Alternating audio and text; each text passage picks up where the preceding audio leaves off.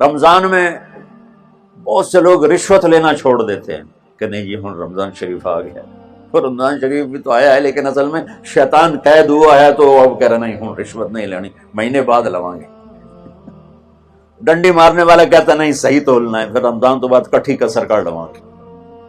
وہ کیا وجہ ہے پیچھے؟ ایک تو رمضان کی برکات ہیں، اور ایک شیطان کا قید ہونا ہے، اور ایک جنت کے دروازوں کا کھل جانا، دوزخ کے دروازوں کا بند ہونا، اللہ کے عرش کا پہلے آسمان پہ مستقل ڈیرا ڈال دینا، اور پھر اعلان کرنا ہے کوئی بخشش آنے والا ہے، کوئی معافی مانگنے والا ہے، کوئی توبہ کرنے والا ہے، کوئی جنت مانگنے والا ہے، کوئی دنیا مانگنے والا، آؤ مانگو۔ اور ایک فرشتہ اعلان کرتا ہے اے بھلائی کے چاہنے والے شاباش آگے بڑھ، اور دوسرا فرشتہ اعلان کرتا ہے اے برائی کے کرنے والے بس کر اور واپس آ جا، بس کر اور واپس۔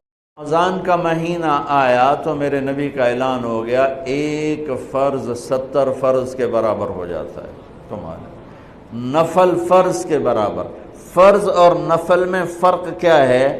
حضرت علی ہی کا فرمان ہے کہ جس شخص نے ایک فرض روزہ چھوڑ دیا پھر قیامت تک اس کی قضا میں نفل روزے رکھتا رہا تو ایک روزے کا یہ سارے روزے بدلہ نہیں ہو سکتے۔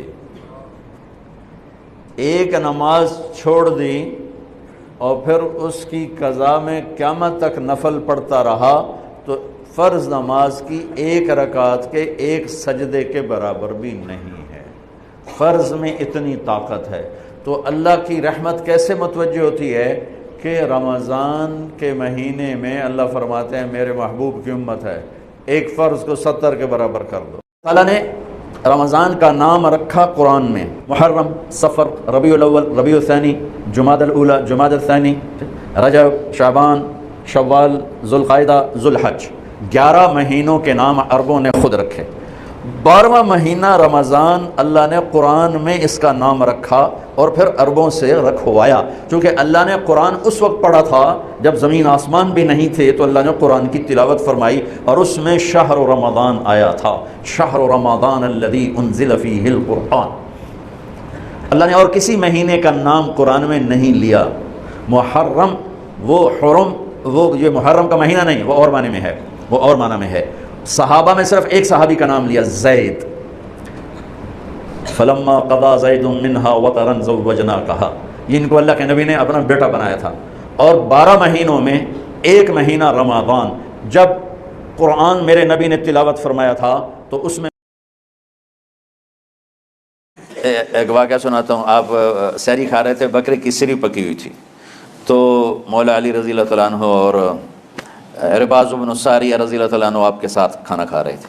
تو حضرت بلال ہے، یا رسول اللہ وقت ختم ہو گیا ہے، میں اذان دینے جا رہا ہوں، آپ برائے مہربانی کھانا پینا بند کریں۔ اور یہ کہہ کر چلے گئے۔ چھت، ایک انصاری عورت تھی، اس کے گھر کی چھت پہ چڑھ کے اذان دیتے تھے۔ چڑھنے لگے تو پھر واپس آئے کہ دیکھوں اللہ کے نبی نے کھانا چھوڑ دیا یا نہیں۔ آگے دیکھا تو وہ کھا رہے تھے۔ انہوں نے کہا یا رسول اللہ واللہ لقد اصبحت، یا رسول اللہ اللہ کی قسم سحری کا وقت ختم ہو گیا، صبح ہو گئی۔ تو آپ نے ہاتھ پیچھے کر لیا، کہہ رہے تیرا بھلا ہو بلال، ابھی وقت باقی تھا، تیرے قسم کھانے پر اللہ نے اس کو پہچانا۔ ایک حدیث میں آتا ہے اگر جنت والوں سے یوں کہا جائے کہ دنیا میں ریت کے جتنے ذرے ہیں، ریت کے دنیا میں صحراؤں میں جا کے دیکھو، انگلینڈ میں تو ریت ہے نہیں، دنیا میں دیکھو ریت کے جتنے ذرے ہیں، اتنے سال تمہیں جنت میں رکھا جائے گا اور پھر تمہیں جنت سے نکال دیا جائے گا تو سارے رونے بیٹھ جائیں گے۔ اور جہنم والوں سے کہو کہ دنیا میں ریت کے جتنے ذرے تھے اتنے سال تمہیں جلایا جائے گا، پھر تمہیں نکال دیا جائے گا تو وہ خوش ہو جائیں گے۔ لیکن نہ ان کے لیے موت ہے نہ ان کے لیے موت۔ یا اللہ ہم لاک ڈاؤن کرے تو ایک ایک کمرے میں 10 آدمی بیٹھے ہیں، لاک ڈاؤن کا کیا فائدہ؟ یا اللہ یہ تو ہی دور کرے گا اس آفت کو، یہ لاک ڈاؤن سے نہیں جائے گی، اس صرف فضل سے جائے گی۔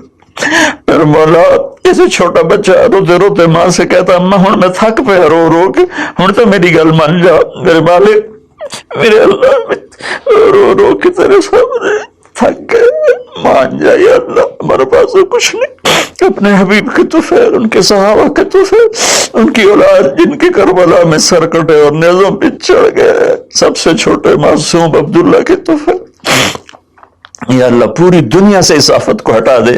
تیرا نبی رحمت للعالمین تھا، رحمت للمسلمین نہیں تھا. میں یا اللہ انہی کی تو فعل دعا کرتا ہوں کہ غیر مسلموں کو بھی اس سے نجات عطا فرما، وہ بھی تیرے بندے ہیں، تو نے انہیں بنایا ہے.